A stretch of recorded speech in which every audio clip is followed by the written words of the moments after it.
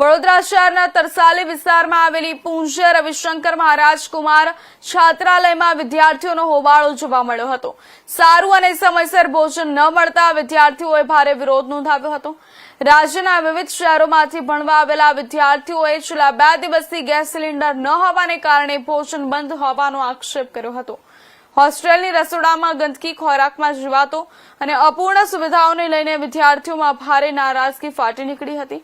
ઘટનાની જાણ થતાં પૂર્વ મેયર નિલેશ રાઠોડ સ્થળ પર પહોંચી વિદ્યાર્થીઓ સાથે વાતચીત કરી અને ફૂડ ક્વોલિટી તેમજ વ્યવસ્થાનો સમીક્ષા કરી હતી। તેમણે મુદ્દાને સરકાર સુધી પહોંચાડવાની ખાતરી આપતા વિદ્યાર્થીઓએ તાત્કાલિક ઉકેલ લાવવાની માંગ ઉઠાવી છે। આજે ગુજરાત ગવર્મેન્ટ દ્વારા એસટી, એસસી અને ઓબીસી વર્ગના જે વિદ્યાર્થીઓ છે એમના માટે એમને રહી અને શહેરમાં ગામડેથી લોકો આવીને શહેરમાં સારી રીતે ભણી શકે, એજ્યુકેશન લઈ શકે એના માટેની આ હોસ્ટેલ, સરસ હોસ્ટેલ ગવર્મેન્ટે બનાવી હતી। પણ આ અધિકારીઓના પાપે, આ અધિકારીઓના લીધે આ છોકરાઓને ગેસના બાટલનો આ 2 દિવસથી કે 1 દિવસથી પ્રોબ્લેમ છે, આપણે એક્સેપ્ટ કરીએ। અને જો ગેસના બાટલાનો પ્રોબ્લેમ હોય તો અત્યારના મારા આવ્યા પછી લોકો જમવાનું કેમ બનાવવા બેઠા? અત્યારના 1 વાગ્યો, 12:30, 1 વાગે આ લોકોને હજી જમવાનું આપ્યું નથી, કોઈ જ જાતની ફેસિલિટી નથી। એ લોકોના જે ગાદલા, ચાદર, ઓશિકા આજે કેટલા ટાઈમથી એ લોકોને આપ્યા નતા। મેં જાતે આવીને રૂમ ખોલાવીને છોકરાઓને કીધું કે ભાઈ આપો, આ તમારા ઘરે લઈ જવાના છે। કોન્ટ્રાક્ટર જે જમવાનું અહીંયા પ્રોવાઈડ કરે છે એ જમવાનું છોકરાઓના કહેવા પ્રમાણે બિલકુલ ક્વોલિટી છે નહીં।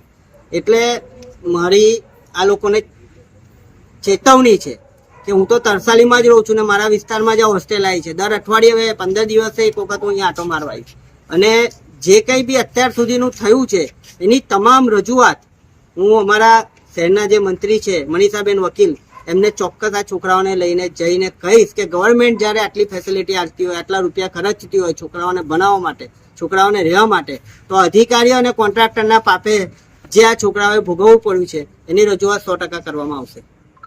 રોજન શું સમસ્યા? હું છેલ્લા 5 વર્ષથી અહીંયા રહું છું। આ વર્ષે સતત સમસ્યાઓ રહે છે। અમે આ વિદ્યાર્થીઓ બધા ગુજરાતના દરેક ક્ષેત્રથી આવતા હોય છે પોતાના સપનાઓ લઈને।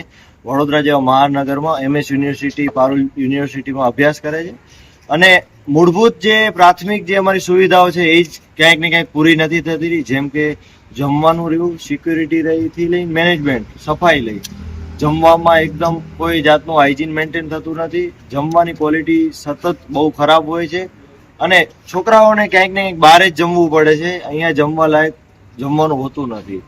બીજું જોવા જઈએ તો શિયાળામાં ગરમ પાણી મળતું નથી થી લઈને ઘણી બધી સમસ્યાઓ આ હોસ્ટેલમાં રહી છે। મેનેજમેન્ટ ક્યાંક ને ક્યાંક જ્યારે સરકાર આટલો બધો ખર્ચો કરતી હોય છે, આ બધા વિદ્યાર્થીઓ મેરિટ થ્રુ આવ્યા છે, એમના પાછળ આટલો બધો ખર્ચો સરકારનો થતો હોય છે, તે છતાં અધિકારીઓ અને કોન્ટ્રાક્ટરના બાપે જે અમને વંચિત રહીએ છીએ સુવિધા છે એના થકી આજે અમે મીડિયાને જાણ કરી હતી અને અમારી વારે અહીંયાના લોકલ નેતા નિલેશભાઈ રાઠોડ અમારી સાથે આવ્યા છે। શું સમસ્યા હતી?